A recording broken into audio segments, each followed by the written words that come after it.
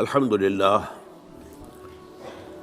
للہ وکفا والصلاة والسلام علی عباده الذین اصطفیٰ خصوصاً علی افضلهم وخاتم النبیین محمد الامین وعلی آلہ وصحبہ اجمعین. اما بعد فقد قال اللہ تبارک وتعالی کما ورد فی اول سورۃ البقرہ: اعوذ باللہ من الشیطان الرجیم، بسم اللہ الرحمن الرحیم. الف لام میم ذالک الکتاب لا ریب فیہ ھدی للمتقین الذین یؤمنون بالغیب ویقیمون الصلاۃ ومما رزقناہم ینفقون والذین یؤمنون بما انزل الیک وما انزل من قبلک وبالآخرۃ ہم یوقنون اولئک علی ھدی من ربہم واولئک هم المفلحون. وقال عز وجل كما ورد في نفس السورة: ليس البر أن تولوا وجوهكم قبل المشرق والمغرب ولكن البر من آمن بالله واليوم الآخر والملائكة والكتاب والنبيين. وقال جل وعلا كما ورد في آخر نفس السورة: آمن الرسول بما أنزل إليه من ربه والمؤمنون كل آمن بالله وملائكته وكتبه ورسله لا نفرق بين أحد من رسله وقالوا سمعنا وأطعنا غفرانك ربنا وإليك المصير. وقال عز وجل كما ورد في القرآن في سورة التغابن: فآمنوا بالله ورسوله والنور الذي أنزلنا والله بما تعملون خبير. يوم يجمعكم ليوم الجمع ذلك يوم التغابن ومن يؤمن بالله ويعمل صالحا يكفر عنه سيئاته ويدخله جنات تجري من تحتها الأنهار خالدين فيها أبدا ذلك الفوز العظيم. والذين كفروا وكذبوا بآياتنا أولئك أصحاب النار خالدين فيها وبئس المصير. صدق الله العظيم. رب اشرح لي صدري ويسر لي أمري واحلل عقدة من لساني يفقهوا قولي. اللهم ربنا ألهمنا رشدنا وأعذنا من شرور أنفسنا. اللهم أرنا الحق حقا وارزقنا اتباعه وأرنا الباطل باطلا وارزقنا اجتنابه. اللهم صل على عبدك ونبيك ورسولك وحبيبك وخليلك محمد وبارك وسلم وبارك على جميع الأنبياء والمرسلين وعلى ملائكتك المقربين وعلى عبادك الصالحين وعلينا معهم يا أرحم الراحمين. معزز حاضرین اور محترم خواتین، آج ہم اللہ کا نام لے کر 4 خطبات سیرت کا سلسلہ شروع کر رہے ہیں. آپ دعا کریں کہ اللہ تعالی حالات کو سازگار بنائے رکھے، میری طبیعت بھی اس قابل رہے کہ میں اس پروگرام کو پورا کر سکوں. طبیعت میری ٹھیک نہیں ہے، آپ کو میری آواز سے بھی اندازہ ہو رہا ہوگا. تاہم جیسا بھی کچھ ہے، اللہ تعالیٰ جو ہے اس میں اس کام کو جاری رکھنے کی توفیق دیے رکھے، تو یہ اسی کا فضل و کرم ہے. یہ جو پہلا خطبہ ہمارا ہے سیرت کے بارے میں، اس کا عنوان ہے فلسفہ دین میں نبوت و رسالت کا مقام. یہاں لفظ فلسفہ قابل غور ہے. کیا فلسفے کا دین کے ساتھ کوئی تعلق ہے؟ عام طور پر یہ لفظ دین کے حوالے سے استعمال نہیں ہوتا. ہم حکمت قرآن، حکمت دین یہ استعمال کرتے ہیں، اور یہی قرآن کی اصطلاح بھی ہے. فلسفہ قرآن کی اصطلاح نہیں ہے، حدیث کی اصطلاح نہیں. ان دونوں میں جو فرق ہے وہ نوٹ کر لیجئے. فلسفہ خالص منطق کی بنیاد پر آگے چلتا ہے، جہاں کوئی چیز منطقی طور پر ثابت نہ ہو وہاں فلسفہ رک جائے گا، آگے نہیں بڑھے گا۔ جبکہ حکمت جو ہے اس میں جہاں منطق سے بھی سروکار ہے، وہاں فطرت کے اندر جو چیزیں اللہ نے ودیعت کی ہوئی ہے اور جو بدیہیات فطرت کہلاتے ہیں، جن کے لیے کسی دلیل کی ضرورت نہیں ہے، بلکہ دلیل جو ہے ان کے لیے ثابت کی نہیں جا سکتی، ان چیزوں کو بھی ملحوظ رکھتے ہوئے فطرت سلیمہ کی رہنمائی میں عقل اور منطق اپنا سفر طے کریں تو اس کا جو نتیجہ ہوگا اس کا نام حکمت ہے۔ قرآن مجید میں حکیم انسان کی ایک بڑی مثال دی گئی ہے حضرت لقمان کی صورت میں، وَلَقَدْ آتَيْنَا لُقْمَانَ الْحِكْمَةَ أَنِ اشْكُرْ لِلَّهِ۔ ہمارا جو منتخب نصاب ہے مطالعہ قرآن حکیم کا، اس کا تیسرا درس اسی پر مشتمل ہے، سورہ لقمان کا دوسرا رکن۔ البتہ ایک بات جان لیجئے کہ فلسفے کی بہت سی شاخیں ہیں۔ منطق خود ایک فن ہے اگرچہ، لیکن وہ فلسفے کی شاخ شمار ہوتا ہے۔ ایک زمانے میں نفسیات بھی فلسفے کی شاخ تھی، یہ سب فلسفے کی، لیکن اب جو ہے فلسفے کے لیے علیحدہ علیحدہ نام اس کی مختلف شاخوں کے لیے ہے۔ ایک کا نام ہے میٹا فزکس۔ میٹا فزکس جو ہے اس کا براہ راست تعلق جو ہے دین کے ساتھ ہے۔ ایک ہے فزیکل ورلڈ، وہ جو ہم اپنے حواس خمسہ سے جس کے بارے میں معلومات حاصل کرتے ہیں، جو مادی کائنات ہے، چاہے ہم نے اپنی ننگی آنکھ سے دیکھا چاہے ٹیلیسکوپ سے دیکھا، دیکھنے والی شے تو آنکھ ہی ہے نا۔ ٹیلیسکوپ تو کچھ نہیں دیکھتی، دیکھتی تو آنکھ ہے۔ ٹیلیسکوپ نے اس آنکھ کا دائرہ بہت وسیع کر دیا۔ مائکروسکوپ سے دیکھا تب بھی دیکھا تو آنکھ نے ہے، مائکروسکوپ دیکھنے والی شے نہیں ہے۔ تو چاہے انسان نے اپنے حواس خمسہ سے مجرد جو ایسے کہ وہ ہیں ان سے کام لے کر کچھ معلومات حاصل کی، خواہ اس میں جو اضافے ہو گئے، دوربین آ گئی، خوردبین آ گئی وغیرہ وغیرہ، ان سب سے جو بھی چیز ہمیں معلوم ہوتی ہے وہ فزکس کا دائرہ ہے، طبیعیاتی علوم، physical sciences.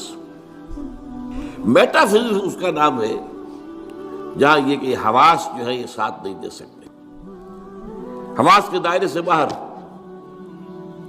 Meta physics, physics اور میٹا فزکس یہی فرق ہے اس میں۔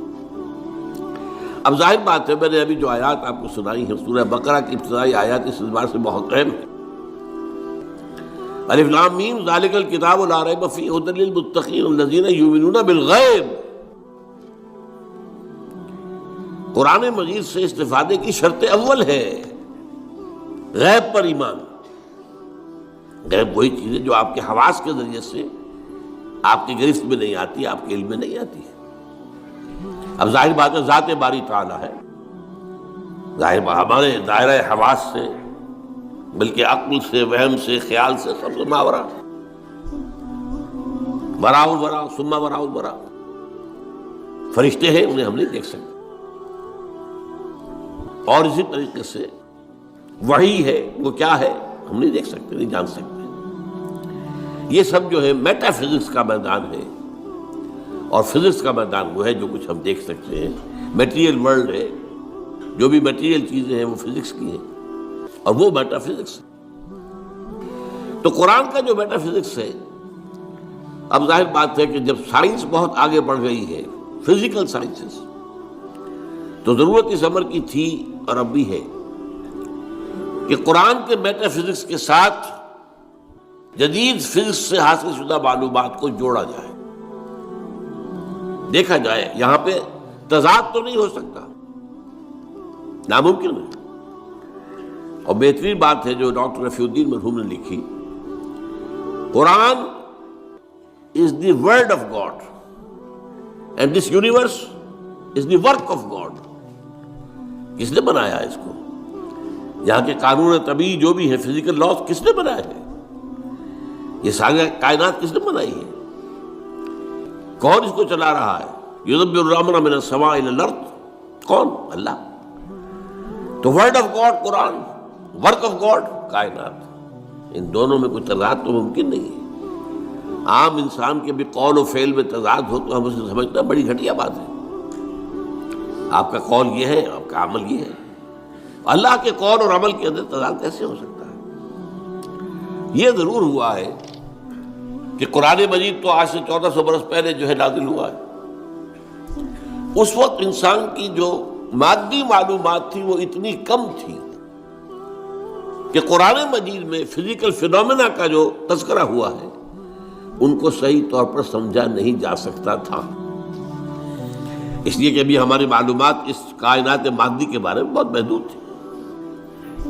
لیکن جیسے جیسے جیسے جیسے سائنس آگے بڑھی ہے، قرآن نے پہلے کہہ دیا تھا سنریہم آیاتنا فی الآفاق وفی انفسہم حتی یتبین لہم انہ الحق. یہ ہم قرآن تو آج دے رہے ہیں تمہیں، لیکن ہم اپنی آیات، نشانیاں آفاق اور انفس میں دکھائیں گے دکھائیں گے دکھائیں گے اور دکھائیں گے، یہاں تک کہ یہ بات تم پر بالکل واضح ہو جائے گی، مبرہن ہو جائے گی یہ قرآن حق. تو جتنی سائنٹیفک ترقی ہوئی ہے اس نے ثابت کیا ہے قرآن کی حقانیت کو. آپ نے پہلے بھی تذکرہ سنا ہوگا، ٹورنٹو یونیورسٹی کا جو ہیڈ آف دی ڈپارٹمنٹ، جو یہ ایک خاص علم جنین ہے، یعنی ماں کے بطن میں جو بچہ پرورش پاتا ہے، ایمبریولوجی اس سائنس کا نام ہے. آج جبکہ انسان نے، آپ کو معلوم ڈسیکشن بھی ہوتا ہے، سب کچھ ہوتا ہے، مائکروسکوپ بھی ہے اور نہ معلوم کیا کیا چیزیں ہیں جس کے اندر داخل کر کے دیکھ لیتے ہیں. گھٹنے کا درد ہے، گھٹنے میں کیمرہ داخل کر دیتے ہیں، وہاں سے دیکھ لیتے ہیں اندر کیا ہے. تو آج جو معلومات حاصل ہوئی ہے وہ حیران ہوا. 1400 برس پہلے یہ کیسے دے دی گئی قرآن مجید کی؟ اس نے مانا. مورس بوکائی نے یہ مانا، فرینچ سرجن تھا، شاہ فیصل اس کے پاس علاج کے لیے گئے تھے، وہاں انہوں نے قرآن پیش کر دیا اسے. انہوں نے کہا میں کیسے پڑھوں گا اس کو، یہ تو عربی میں. ان کا کوئی بات نہیں، میں آپ کے لیے استاد منگا دوں. تو بادشاہ کے لیے کیا مشکل تھا، سعودی عرب سے لا کر ایک ٹیوٹر رکھ دیا گیا ان کے پاس. اس نے عربی سیکھی، پھر قرآن پڑھا، پھر کتاب لکھی، the Bible, the Quran and the science. اور اس میں یہ ثابت کیا اور اقرار کیا کہ قرآن میں کوئی شے وہ نہیں ہے جسے سائنس نے غلط ثابت کیا ہو. یہ ہو سکتا ہے کہ قرآن میں بہت سی چیزیں ایسی ہیں جن کی حقیقت تک ابھی سائنس کی رسائی نہیں ہوئی، یہ اور بات ہے. لیکن کوئی شے ایسی ثابت ہو گئی ہو کہ قرآن کی یہ بات غلط ثابت ہو گئی، یہ نہیں. تو آج اصل میں اس وقت کی بہت ضرورت ہے اس کی کہ یہ جو دو علوم علیحدہ علیحدہ چل رہے ہیں، یہ دو آنکھیں ہیں. ایک آنکھ یہ دیکھو، کھول آنکھ، زمین دیکھ، فلک دیکھ، فضا دیکھ، زمین اور آسمان کو دیکھو. افلا ينظرون الى الابل كيف خلقت والى السماء كيف رفعت. دوسری آنکھ وہی. ان دونوں آنکھوں سے دیکھو. اس سے حقیقت کا علم قرآن سے لو، اس سے کائنات کا علم اپنی حواس خمسہ اور عقل کے ذریعے لو، اور پھر دیکھو کہ ان دونوں میں کوئی تضاد نہیں ہے. یہی ہے در حقیقت میری آج کی اس گفتگو کی بنیاد، کہ نبوت اور رسالت کا مقام و مرتبہ دین کا جو میٹا فزکس ہے، دین کا جو فلسفہ اور حکمت ہے، اس میں کیا ہے. تو ہمیں سب سے پہلے یہ جاننا ہوگا، یہاں یہ ذکر کر دوں میں کہ میں نے اس موضوع پر جس پر آج میں یہاں تقریر کر رہا ہوں، آج سے 25 برس قبل یہ جو ہمارا یہ ٹاؤن ہال ہے، جنا ہال، 26 مارچ 1975 کو تقریر کی تھی، اور وہ تقریر چھپی ہوئی ہے. میری کتاب ہے نبی اکرم صلی اللہ علیہ وسلم کا مقصد بعثت. یہ جو میرا آج کا لیکچر ہے وہ پہلا لیکچر اسی موضوع پر اس وقت تھا. اب 25 سال میں یقیناً میرے فکر میں بھی کچھ وسعت پیدا ہوئی ہے. وہ جو علامہ اقبال نے جو کہا تھا، only stones do not change, رائے میں کچھ نہ کچھ تبدیلی آ سکتی ہے، کوئی وسعت ہو سکتی ہے، اپنی کسی بات پر انسان نظر ثانی کر سکتا ہے. اس پہلو سے یقیناً کچھ تھوڑا سا فرق نظر آئے گا اگر آپ دونوں کا تقابلی مطالعہ کریں گے تو میری آج کی بات اور آج سے 2 سال قبل میری یہ کتاب آئی ہے، اس کا تو عنوان ہی اصل میں ایسا تھا کہ جس سے ہمارے بہت سے رفقا جو ہے گھبرا گئے کہ اس کا تو عنوان کا مطلب ہی سمجھ میں نہیں آئے گا۔ ایجاد و ابداع عالم، ایجاد و ابداع عالم سے لے کر عالمی نظام خلافت تک، جب کائنات کا آغاز ہوا ہے اس وقت سے لے کر اور جو اختتام ہونا ہے اس دنیا کا خلافت علی منہاج النبوہ عالمی سطح پر، اس کے درمیان سارے لنکس جو ہیں وہ سائنس اور قرآن دونوں کے حوالے سے اور دونوں کو جوڑتے ہوئے میں نے اس کے اندر پیش کیے۔ تو جن حضرات کو بھی ان موضوعات سے دلچسپی ہو وہ میری وہ کتاب بھی پڑھیں، آج سے 25 سال پہلے کی، نبی اکرم صلی اللہ علیہ وسلم کا مقصد بعثت اور انقلاب نبوی کا اساسی منہاج۔ پھر یہ کہ یہ ایجاد و ابداع عالم کا بھی مطالعہ کریں، کوشش کریں، اور میرا جو ہے آج کا یہ لیکچر انشاءاللہ ان دونوں کی تسہیل کا ذریعہ بن جائے گا کہ بات آسان ہو جائے گی۔ دیکھیے قرآنک میٹا فزکس کیا ہے، ہم اس کو ایمان سے تعبیر کرتے ہیں۔ میں نے یہ چند آیات آپ کو سنائی، ایمانیات کیا کیا ہیں؟ اللہ پر ایمان، آخرت پر ایمان، یوم آخر پر ایمان، وحی پر ایمان، فرشتوں پر ایمان، کتابوں پر ایمان، رسولوں پر ایمان، حضور کی ختم نبوت و رسالت پر ایمان، قرآن کے آخری اللہ کا کلام ہونے اور اس کے محفوظ ہونے پر ایمان، بعث بعد الموت پر، جنت اور دوزخ پر، حساب کتاب پر، وزن اعمال پر ایمان۔ یہ تمام ایمانیات، یہ سب کیا ہے؟ یہ میٹا فزکس ہے، یہ ہمارے اس دائرہ حواس کے اندر آنے والی چیزیں نہیں ہیں۔ ان ایمانیات کو 3 بڑے بڑے عنوانات کے تحت جمع کیا جا سکتا ہے۔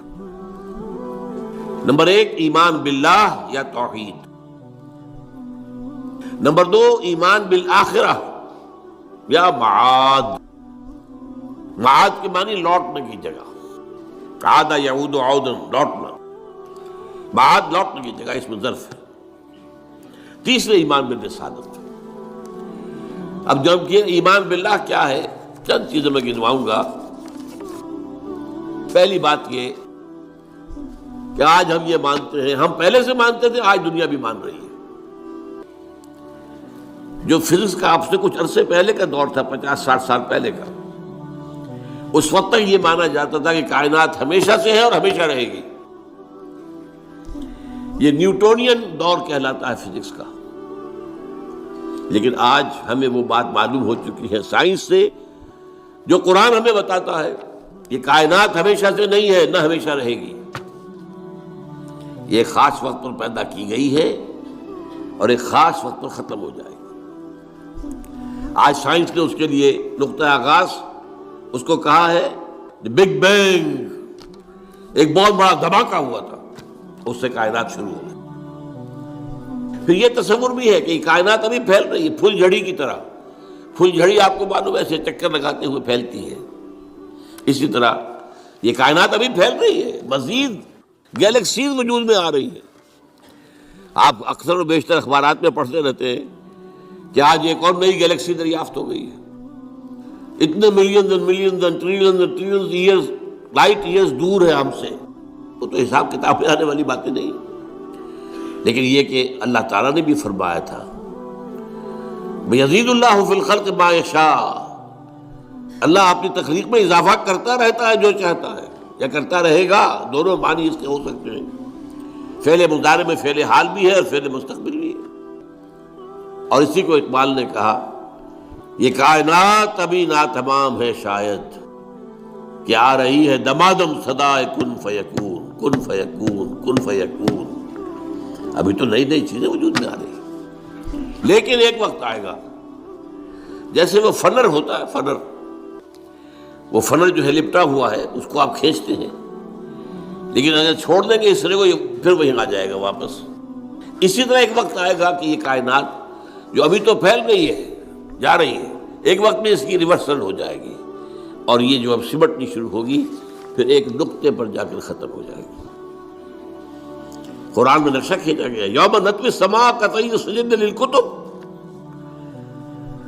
ہم یہ فضاؤں کو اور خلاؤں کو لپیٹ دیں گے، لپیٹ دیں گے۔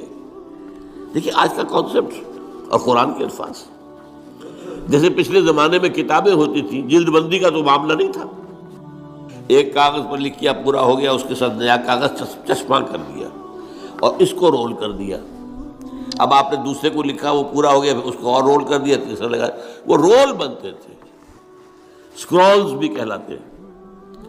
تو یہ سکرولز، یہ آسمان، اللہ تعالیٰ فرما رہے ہیں یوم نطوی السماء کطی السجل للکتب، جیسے اس زمانے کی کتابیں ہوتی تھی کہ سکرولز کی صورت میں ہوتی تھی، اس طریقے سے ہم آسمانوں کو لپیٹتے ہیں۔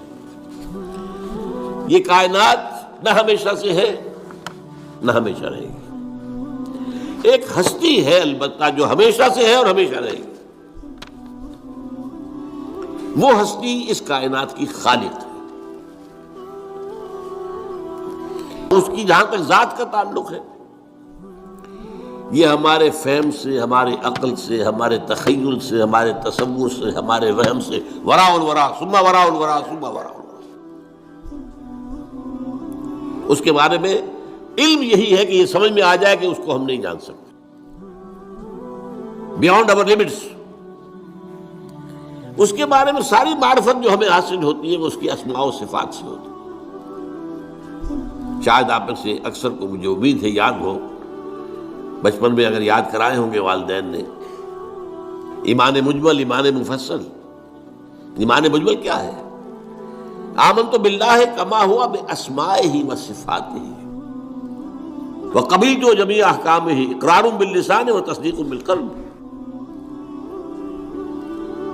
یہ اسماء و صفات باری تعالیٰ کا علم ہے، اس میں بھی لمیٹیشن ہے۔ اللہ بصیر ہے، دیکھتا ہے، کیسے دیکھتا ہے یہ ہم نہیں جانتے۔ کیا اس کی اس طرح کی کوئی آنکھ ہے؟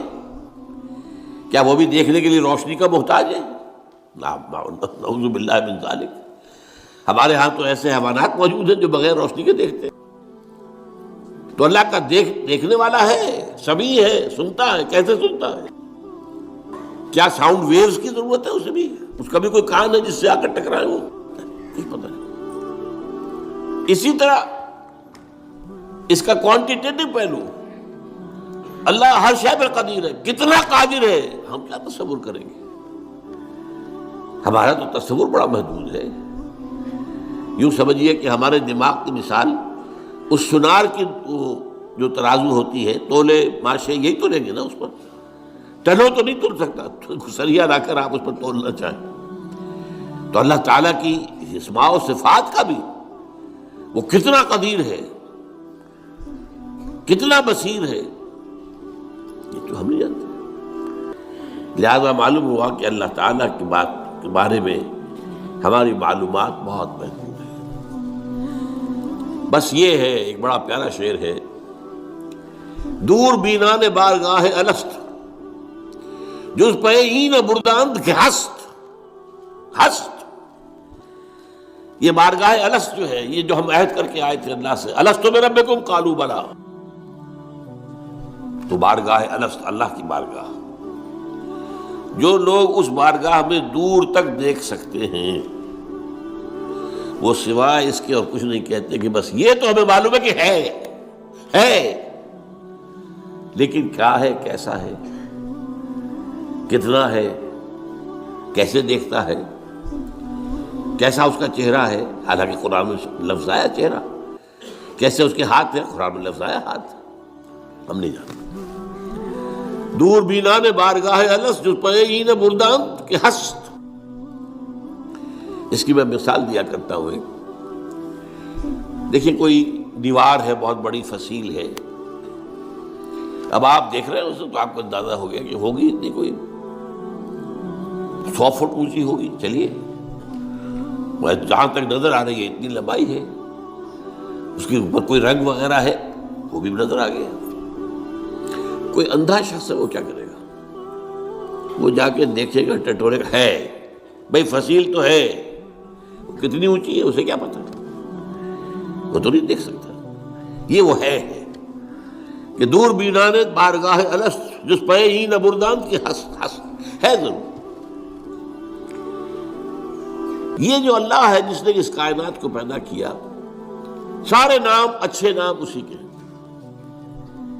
ارید اللہ عبد الرحمن ایما تدعو فلہ الاسماء الحسنی، چاہے اللہ کہہ کر پکار لو چاہے رحمان کہہ کر پکار لو، جس کو بھی پکارو یہ جان لو کہ تمام اچھے نام اسی کے ہیں، تمام اچھی صفات اسی کے اندر ہے اور بتمام و کمال ہے، وہ علی کل شیء قدیر ہے، بکل شیء علیم ہے، ہر چیز پر قادر، ہر چیز کا دیکھنے والا۔ پھر وہ تنہا ہے، تنہا اپنی ذات میں تنہا، لا شریک لہ، کوئی شریک نہیں، نہ صفات میں شریک ہے نہ اختیارات میں شریک ہے، وہ تنہا ہے، لا مثل لہ ولا مثال لہ ولا مثیل لہ ولا ضد لہ ولا ند لہ ولا کفو لہ۔ یہ ہے اللہ کی ذات کے بارے میں ہمارے تصورات کا خلاصہ۔ اب آئیے دوسرا، ایمان بالآخرہ۔ اس اللہ نے جو اس کائنات کو تخلیق فرمایا ہے، اس میں اس کی تخلیق کا کلائمیکس انسان ہے۔ اس کی میں تفصیل ذرا بعد میں بیان کروں گا، ابھی یہ مضمون ختم ہو جائے۔ تخلیق کا کلائمیکس انسان، اس انسان کی یہ زندگی جو ہے، جسے ہم اپنے محدود مشاہدے کی وجہ سے سمجھ بیٹھتے ہیں 60 70 80 برس، کوئی بہت بوڑھا ہو گیا 90 برس 100 برس، کوئی 100 کراس کر گیا تو اخبار میں خبریں آ جائیں گی، بس نہیں، یہ انسان مسجود ملائک بنایا گیا۔ یہ کلائمیکس ہے اللہ کی تخلیق۔ اور ایک خاص بات نوٹ کیجئے، اللہ نے فرمایا خلقتہ بیدی، میں نے اسے اپنے دونوں ہاتھوں سے بنایا۔ دونوں ہاتھ کون سے ہیں؟ ایک عالم امر ہے اور ایک عالم خلق ہے، تو ابھی میں بتاؤں گا آپ کو۔ اور یہ عالم و خلق یا اللہ کی ذات میں جمع ہے یا انسان کی ذات میں جمع ہے۔ باقی پوری کائنات میں یا کوئی شے ہے تو عالم خلق کی ہے، یا دوسری ہے تو عالم امر کی ہے، دونوں چیزیں جمع ہے اللہ کی ذات میں اور انسان کی ذات میں۔ اسی لیے حدیث ہے ان اللہ خلق آدم علی صورتہ، اور یہ حدیث ابو ہریرہ سے ہے رضی اللہ تعالی عنہ، اور بخاری اور مسلم دونوں میں اللہ نے آدم کو اپنی صورت پر بنایا ہے۔ اب اس سے اونچا مقام کیا ہوگا؟ کیا ایسی عظیم ہستی کی زندگی بس 40 50 60 70 80 برس؟ اس میں بھی کچھ حصہ تو بچپن کا گزر گیا، ابھی ہوش ہی نہیں، شعور ہی نہیں، بعد میں بھی 80 کے بعد ہو 70 کے بعد ہو تو انسان کے جو ہے حواس ٹھیک نہیں رہتی،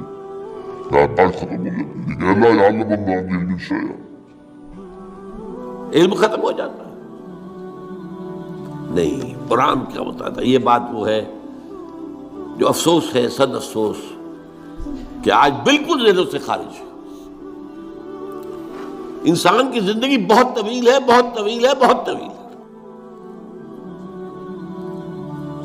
علامہ اقبال جو کہتے ہیں، تو اسے پیمانہ امروز و فردا سے نہ ناپ، جاویداں پہ ہم دماں ہر دم جمع ہے زندگی۔ کیا یہ ایسے ہی بڑھ ہانک دی ہے انہوں نے؟ نہیں، یہ قرآن کا مطالعہ ہے۔ 5 زندگیاں ہیں انسان کی، جن میں سے 2 ان میں سے ڈورمنٹ ہے، سوتے ہوئے گزری ہے، اور 3 ایکٹیو ہے۔ سب سے پہلے انسان کو عالم ارواح میں پیدا کیا گیا، صرف روحیں تھی، جسم نہیں تھا، اور یہی عالم امر ہے اصل میں۔ روح، یسألونک عن الروح قل الروح من امر ربی، یہ آپ سے روح کے بارے میں پوچھتے، فرما دیجئے یہ روح میرے رب کا امر ہے، امر۔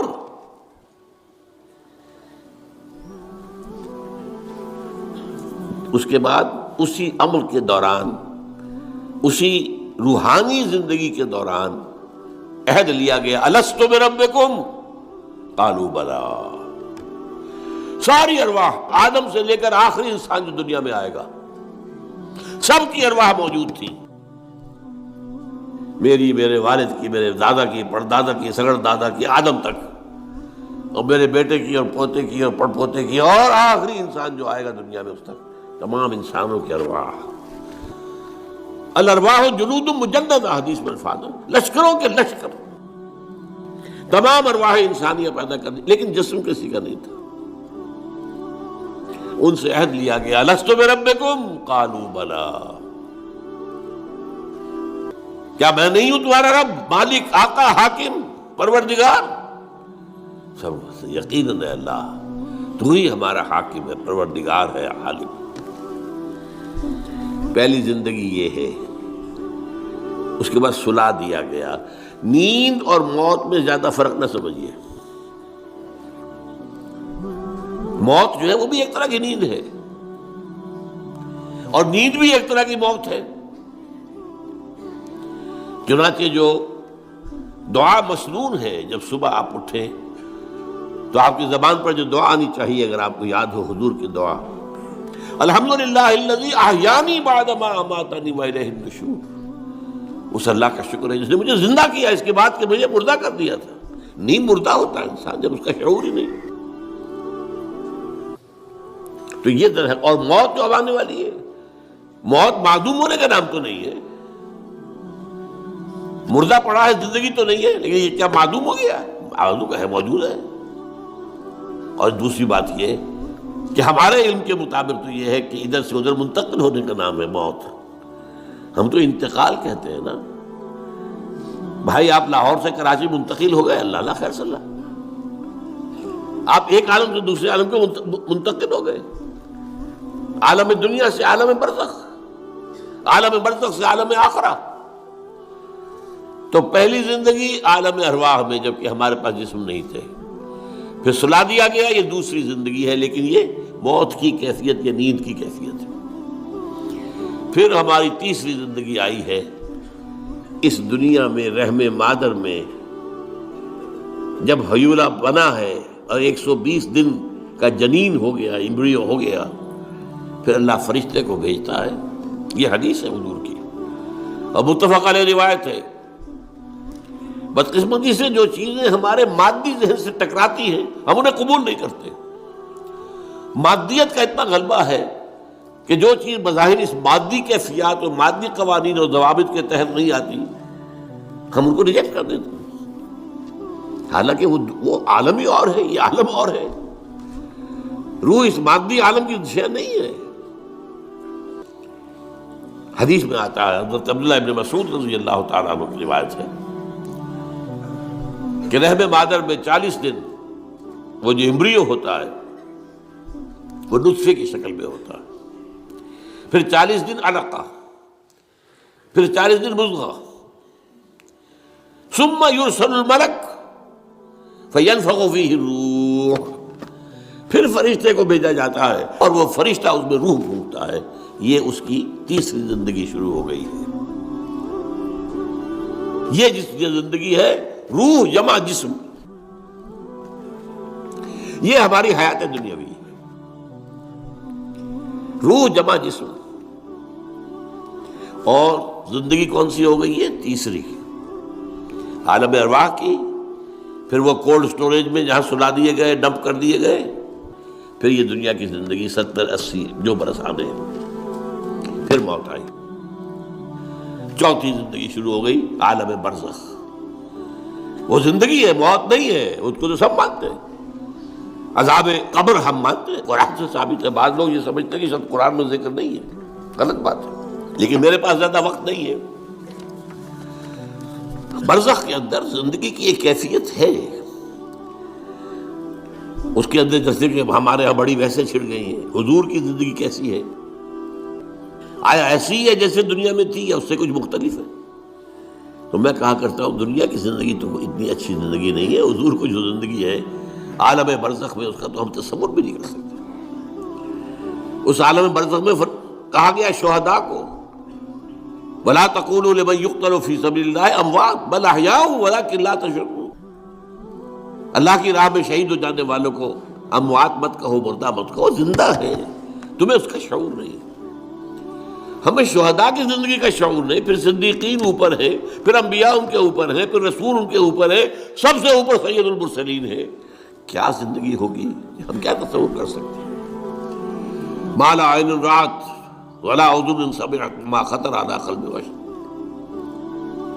بہرحال پھر یہ چوتھی زندگی آ گئی، پھر آئے گا، پھر سور پھونکا جائے گا، اور پھر فَإِذَا هُمْ قِيَامٌ يَنظُرُونَ، تو سب زندہ ہو کر دوبارہ کھڑے ہو جائیں گے۔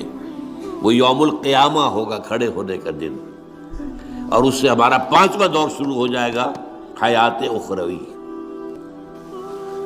اچھا، حیات اخروی کے بارے میں ہمارا کیا ایمان ہے؟ کیا وہ کبھی ختم ہونے والی ہے؟ وہ تو ابدی ہے۔ فَإِنَّهَا لَجَنَّةٌ أَبَدًا أَوْ لَنَارٌ أَبَدًا، یہ پوری زندگی تو زندگی کتنی بڑی ہو گئی۔ تو اسے پیمانہ امروز و فردا سے نہ ناپ، جا بجا بہم دواں ہر دم جواں ہے زندگی۔ البتہ ایک کام کیا کیا ہے اللہ نے، یہ جو دو موتوں کے درمیان زندگی آئی ہے، پہلی موت جو کہ ہم عالم ارواح سے، اس کے بعد سلا دیے گئے، موت آ گئی نا، پھر اللہ نے زندہ کیا۔ پھر جو ہماری موت آنے والی ہے، میری اور آپ کی، ان دو موتوں کے درمیان ایک زندگی کا حصہ کٹ گیا اس میں سے۔ یہ لمبا پروسیس، وہاں سے وہاں تک، مبدأ و معاد، انا للہ و انا الیہ راجعون، اس میں یہ چھوٹا سا ہماری زندگی میں سے حصہ کاٹ کر اس سے ایک امتحانی وقفہ بنایا گیا۔ خلق الموت والحیات لیبلوکم ایکم احسن عملا، اس نے زندگی اور موتیں تخلیق کی ہیں تاکہ تمہیں آزمائے کہ کون ہے تم میں سے اچھے عمل کرنے والے۔ یہ امتحانی، اس کو بھی اقبال نے خوب کہا ہے، ملزم ہستی سے تو ابراہ مانند حباب، اس زیاں خانے میں تیرا امتحان ہے زندگی۔ اب امتحان 3 گھنٹے کا بھی ہوتا ہے تو وہ 30 سال کا بھی ہو سکتا ہے، یہ تو ایک کوانٹیٹیٹیو ایلیمنٹ ہوا، امتحان ہے، ٹیسٹنگ از ٹیسٹنگ۔ یہ حیات دنیاوی امتحان ہے، ملزم ہستی سے تو ابراہ مانند حباب، اس زیاں خانے میں تیرا امتحان ہے زندگی۔ اس کے بعد جب ہمیں دوبارہ اٹھا دیا جائے گا، حساب کتاب ہوگا، اعمال کا جزا و سزا کے فیصلے ہوں گے، اور پھر یہ جنت اور یہ دوزخ، وَإِنَّهَا لَجَنَّةٌ أَبَدًا أَوْ لَنَارٌ أَبَدًا۔ یہ حیات ایک ایمان باللہ اور ایمان بالآخرہ، ایمان بالآخرہ کے ضمن میں پورے حیات انسانی کا ایک تصور جو ہے سامنے لانا ضروری ہے۔ اب آئیے،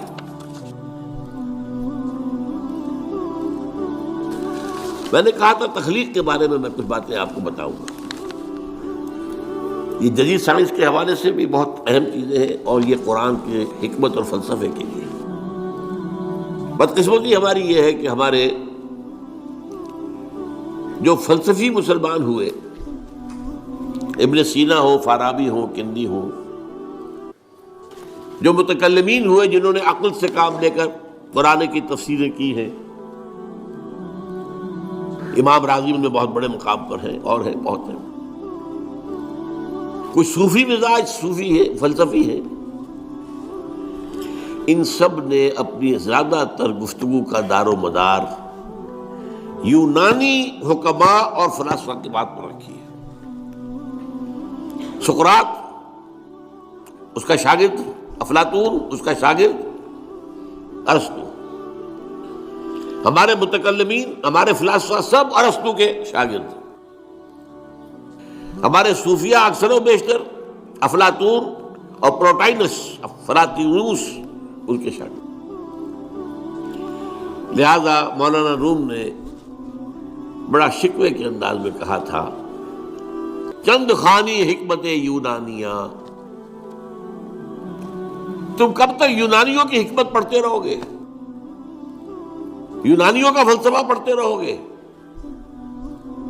یونانیوں کی میٹافزکس، یونانیوں کی منطق؟